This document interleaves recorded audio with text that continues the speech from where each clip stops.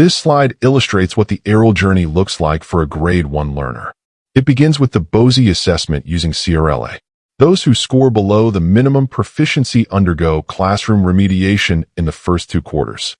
2 weeks before the Quarter 2 exam, all Grade 1 pupils take the MOSI assessment, and those identified as low or high emerging are referred to ARAL for an 8-week tutorial. After the sessions, if learners remain emerging, they stay in ARAL. If they improve to developing, they exit and continue with classroom remediation. Those who persist with difficulties may either join ARAL Summer or be referred for screenings like MFAT to determine if specialized interventions are needed. This journey shows that ARAL is a continuous support system, not a one-time intervention. For Grades 2 and 3, the ARAL journey can begin earlier, as soon as urgent needs are identified right after the BOSI assessments. This means schools do not have to wait until mid-year. Immediate support can be provided to learners showing significant delays.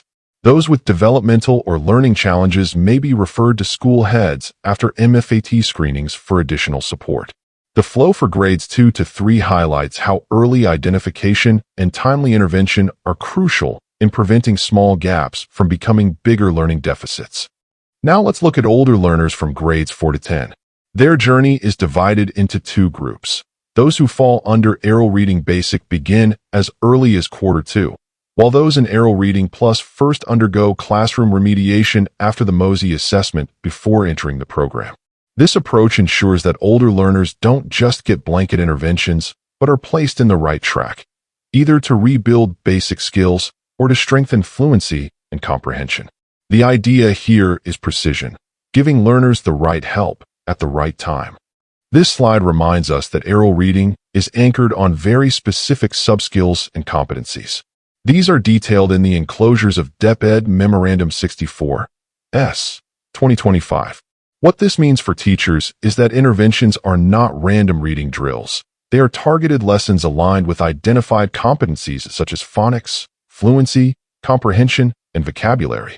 Having these skills listed ensures consistency across schools and gives tutors a clear roadmap of what to teach. In this sample sequence for Key Stage 1, English reading is taught in a step-by-step, structured way. It begins with sound-first reading, where learners master phonemes and word construction. Instruction is multisensory.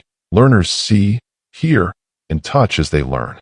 Teachers personalize lessons to fit learner needs and use activities like letter tiles, games, and easy-to-read stories. The goal is progression, from learning sounds, to decoding words, to reading with fluency and expression, and finally, to understanding and enjoying stories. This sequence reminds us that reading is not taught in one step. It is built layer by layer. All of these approaches are reflected in the teaching and learning resources provided for ARAL. This includes the tutor's guide, the learner's workbook, and supplementary tools such as flashcards and storybooks. These materials ensure that every session is structured, evidence-based, and engaging. Schools don't need to reinvent lessons because DepEd has prepared resources to guide instruction and help tutors focus on delivery rather than design. The ARAL Learning Resource folder contains all the content schools need, produced either by DepEd or the field.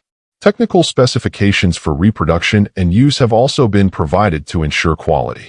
This means that no matter where a learner is, whether in a city or a remote area, the resources used are consistent in quality and content. By centralizing resources, DepEd ensures fairness and standardization while allowing schools to contextualize as needed.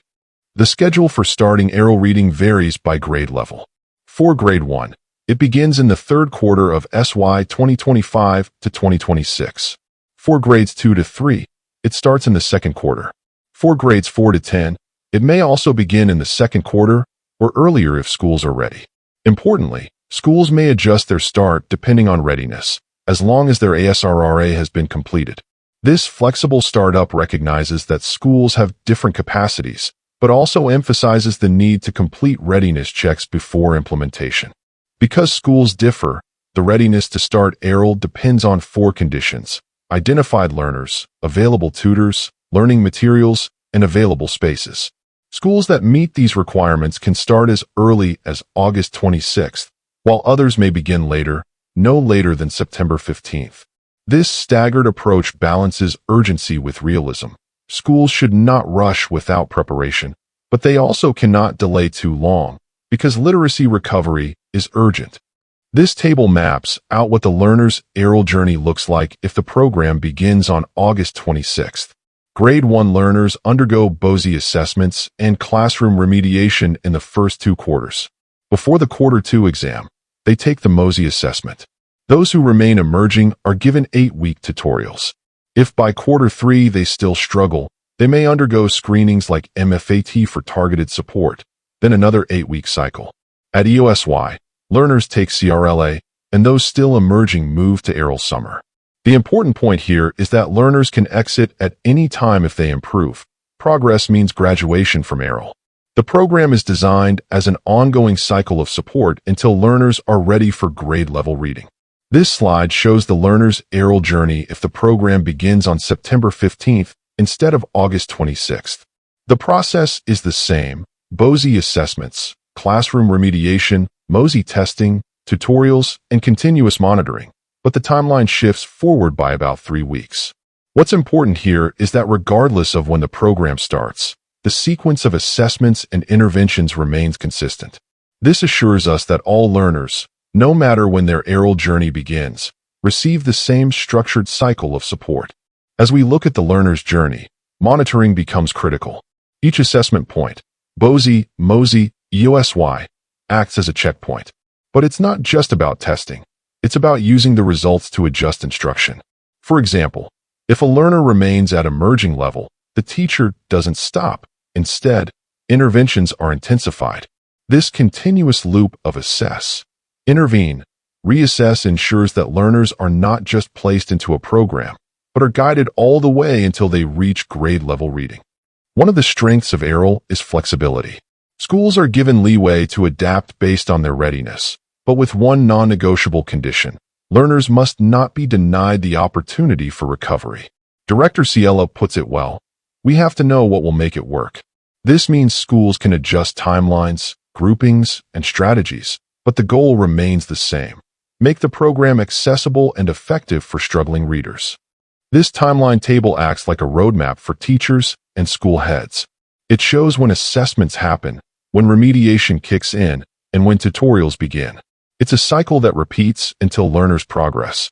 Seeing it laid out in a table helps us visualize how ARAL runs side by side with regular classroom instruction, ensuring recovery support without interrupting the school's academic calendar. Here again, we see the learner's journey represented visually. Sometimes it's easier to follow when the steps are drawn rather than described in words. For learners, it means they won't feel lost in a long process. Each step leads logically to the next. For teachers and school heads, it shows where interventions are plugged in, where assessments confirm progress, and where summer programs provide extra chances. It is essentially a roadmap of hope for learners at risk. Training is a backbone of implementation. In August 2025, Central Office trained resource persons from the regions, who were then tasked to cascade training to SDO trainers. These trainers will, in turn, prepare school heads and tutors. The regional training plan is structured: 1 day for school heads orientation and 2 days for training of trainers. This ensures that knowledge flows smoothly from central down to the classroom, and that every person involved knows their role in ARAL. DepEd issued DM 56S 2025 to strengthen the ARAL School Readiness and Responsiveness Audit, or ASRRA. This audit checks 5 key domains that determine whether a school is ready to implement ARAL. Think of it as a ready